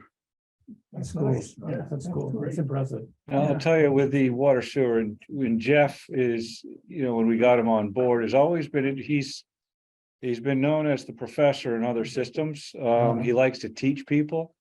And we got really experienced crews who, like to learn and also teach. So, it's really important, as far as letting people understand what they do. And you make a mistake and you're on Main Street and it's 6 feet deep and you find out there's a problem. It's time, it's, energy. So, this is sort of a good approach. And I think, the team over there is really sort of gelling with these sorts of opportunities. So. Great. Thank you. Thank you very much. Great. Thanks for staying. Any comments from the commissioners? Any other issues? I want to invite the public Are there any public comments at this time? Anybody looking for a raised hand? Actually, I do have a comment if that's okay. Is this Mary? Yes, I had I'm trying to that. start my video and there we go. There you go. Thank you. I think I was thinking of this based on the comments you made earlier about liaison assignments and also Alan's comment about sometimes we can get stuck in stovepipes so we don't share information. And I feel like I've been remiss in not telling the commission what I hear when I go to other committee meetings about their interactions with the commission. So I'm just going to take a few minutes to briefly tell you what I'm hearing. When I go to the Rec Commission, I hear that the work that we get from grounds around Emerson Field and Rideout is excellent. So that seems to be working really well. And I think they're very, very appreciative of the work that the DPW and the Rec Commission do together for the town. The other time I hear about DPW is at the CMLP meetings because of the installation of the smart meters, which will be able to read, I think, both electricity and water remotely. So that's a huge project that's being led by CMLP. But mostly what I hear when I go to other meetings are concerns about sewage. And that's brought up sewage capacity. And that's brought up at the affordable housing forums because they feel that's a constraint. And also it's brought up a lot at the business meetings, the Economic Vitality Committee, the Concord Business Partnership, the Chamber of Commerce, again, because they feel that sewage is a constraint to economic development. And so I just wanted to let you make you aware of that so that you know that what I'm hearing. I know we're working on sewage, getting more capacity in the sewage, but that's an issue that I hear come up frequently. So I just thought that might be helpful. Thank you. Excellent. Thank you very much. Thank you for joining us today. You're welcome. Any other comments from the public? I want to make sure people feel heard. If not, I would entertain a motion to adjourn the meeting. I move we adjourn. I need a second. Second. All those in favor of adjourning the Aye. meeting? Aye. We are finished.